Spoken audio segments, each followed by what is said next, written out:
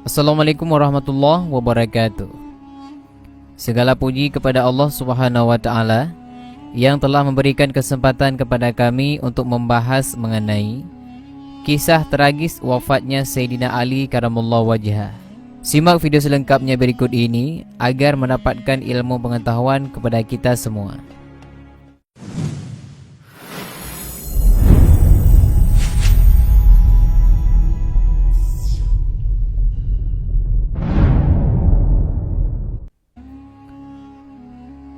Teman-temanku seiman yang dirahmati Allah, inilah kisah tentang wafatnya Sayyidina Ali karamallahu wajhah di tangan Ibnu Muljam, pembunuh berdarah dingin tapi menyisakan kisah tragis.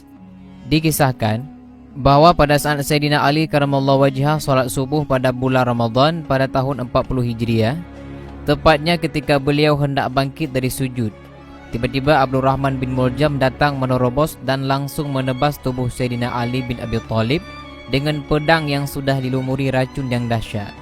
Konon teman-teman, racun itu dibelinya dengan susah payah seharga 1000 dinar. Akibat sabetan pedang itu, tubuh Sayyidina Ali bin Abi Thalib mengalami luka parah. Tapi untungnya beliau masih sedikit bisa bertahan. Namun 3 hari berikutnya, yakni pada tanggal 21 Ramadan pada tahun 40 Hijriah, nyawa sahabat yang telah dijamin oleh Rasulullah SAW menjadi penghuni surga itu hilang bersama ajalnya. Pada kejadian yang sangat tragis itu, Ibnu Muljam sempat berkata keras, "Wahai Ali, hukum itu milik Allah, bukan milikmu dan bukan milik para sahabatmu." Itulah teman-teman teriakan Ibnu Muljam, yang bernama lengkap Abdurrahman bin Muljam Al-Muradi, bersamaan dengan hempasan tangannya menebas tubuh Sayyidina Ali bin Abi Thalib karamallahu wajhah. Rupanya teman-teman, Sayyidina Ali dibunuh karena dianggap kafir. Sayyidina Ali dibunuh setelah dituduh tidak menegakkan hukum Allah. Sayyidina Ali pun dibunuh atas nama penegakan hukum Allah di tangan seorang muslim yang sudah merasa paling Islam. Padahal sejatinya, itulah kebodohan dan kesesatan pemahaman orang Khawarij yang harus diwaspadai. Tidak hanya berhenti sampai di situ teman-teman. Bahkan saat melakukan aksinya, Ibnu Muljam juga tidak berhenti membaca Al-Quran surah Al-Baqarah ayat 207 sebagai pembenar atas perbuatannya itu. Dan di antara manusia ada orang yang mengorbankan dirinya karena mencari keridhaan Allah. Dan Allah Maha Penyantun kepada hamba-hambanya. Tapi sungguh sangat disayangkan, ia melupakan ayat Al-Quran penyeimbangannya. Di antaranya, maka bertanyalah kepada ahli Al-Quran ataupun ahli tafsir jika kalian tidak mengetahui. Teman-temanku seiman yang dirahmati Allah. Dan sebagai hukuman atas kejahatannya pembunuh Ali, Ibnu Muljam kemudian dieksekusi mati dengan cara qisas. Proses hukuman mati yang dijalankan terhadap Ibnu Muljam juga berlangsung dengan penuh dramatis.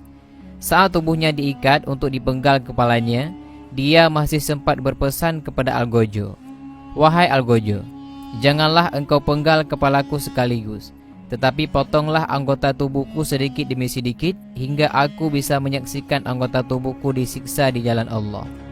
Ibnu Muljam meyakini dengan sepenuh hati bahwa aksinya membunuh suami Sayyidah Fatimah ataupun sepupu Rasulullah dan ayah dari Sayyid Al-Hasan dan Al-Husain itu adalah sebuah aksi jihad fisabilillah. Dari keyakinannya yang hanya berdasarkan dalil hasil tafsiran sendiri itu pun telah berakibat meregangnya nyawa seseorang yang sudah dijamin ahli surga oleh Rasulullah SAW. Teman-temanku yang dirahmati Allah, potret Ibnu Muljam adalah realita yang harus menjadi pelajaran berharga bagi kita umat muslim.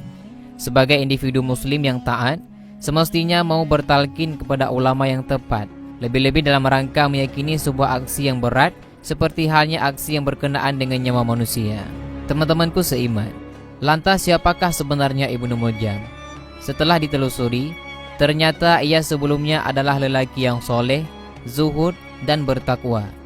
Tetapi pada akhir hayatnya, ia mendapat julukan Al-Muqri, sang pencabut nyawa, karena telah membunuh Sayyidina Ali berdasarkan keyakinannya sendiri beserta kelompoknya.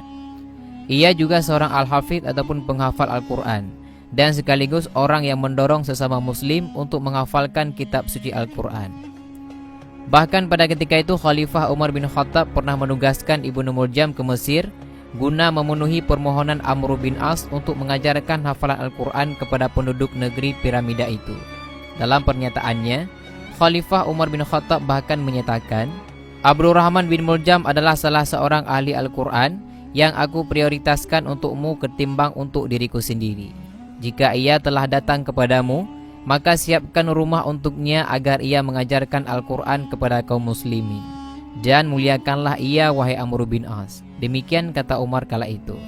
Meskipun Ibnu Muljam ini adalah penghafal Al-Quran, bertakwa, dan rajin ibadah, tapi semua itu tidak bermanfaat baginya.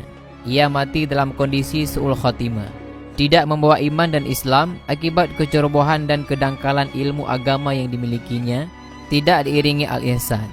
Padahal iman dan Islam akan sempurna hanya apabila diikuti al-ihsan.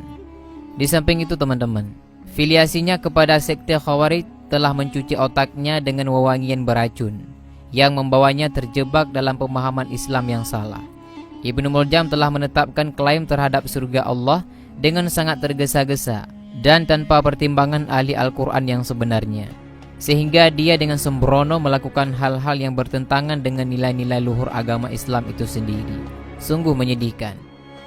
Tapi apalah daya teman-teman, Islam memang tidak selalu berjalan mulus. Selalu ada hambatan yang menghalangi perjalanannya, baik dari luar Islam maupun dari dalam Islam. Merekalah yang disebut-sebut dalam Al-Quran sebagai kaum kufar dan kaum munafikun. Rasulullah pernah menjelaskan dalam sebuah hadis tentang kelahiran generasi Ibnu Muljam ini, yang artinya akan muncul golongan manusia dari arah timur. Mereka pandai membaca Al-Quran, namun tidak melewati kerongkongan mereka. Mereka melesat keluar dari agama sebagaimana halnya anak panah yang melesat dari busurnya.